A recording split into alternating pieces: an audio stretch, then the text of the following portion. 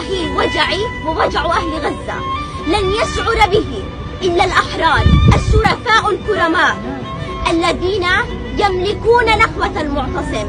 هم فقط من سيحررون غزة. أنا لن أقول أين دول العالم، أين الدول العربية. أنا فقط سأقول أين الشرفاء الكرماء الذين يملكون نخوة المعتصم. أين أنتم؟